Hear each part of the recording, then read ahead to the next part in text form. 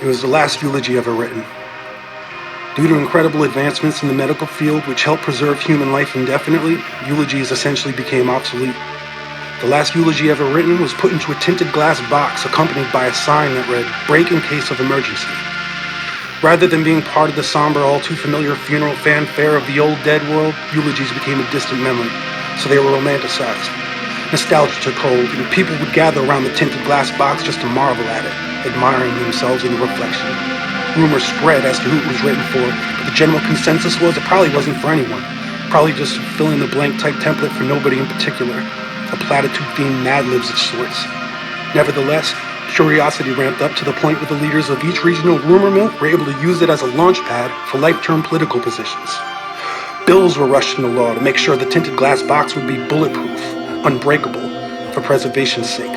And a museum was built around it, for posterity. And then they built cities around it, and then countries, and obviously religions.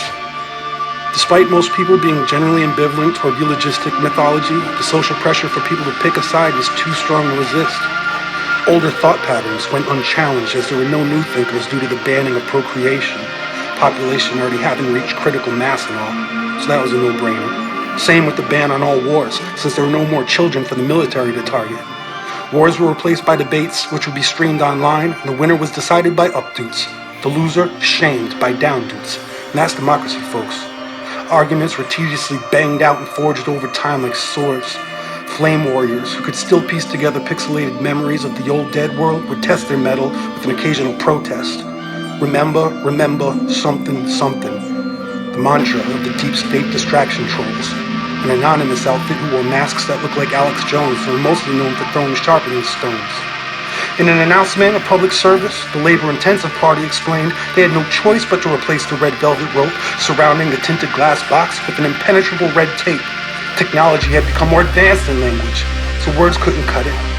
Naturally, the public's attention shifted onto the flag competition, an annual affair where the premier sewing circle of each region would see who could raise the biggest stink, all in honor of something no one had ever read.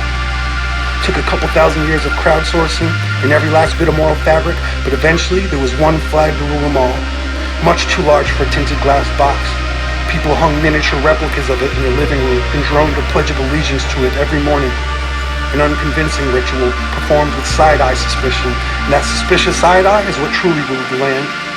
Doubt of each neighbor's commitment and loyalty to the grand old tattered flag frayed the last thread that tied folks together, as no one could actually claim that they would die for it. No speak zone signs became mandatory at every water cooler in an effort to ease the tension in the workplace. It was too late. Watering holes worldwide had boiled over. The eerie silence of each town center became unbearable. It was a deafening call to prayer. Emergency evacuations were put into effect with only one place for people to seek refuge. Humanity had reached its breaking point, and this was an emergency.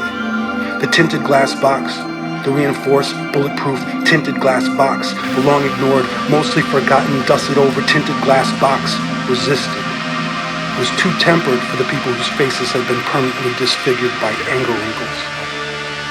Fiery language broke out into heated debates until the box relented, melted, and destroyed the last scrap of human decency which was contained within. The missing link to a time when people actually knew how to speak kindly of one another, even if it was after a person had died.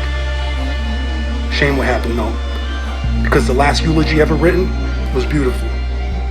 It was for everyone, even the survivors, especially the survivors.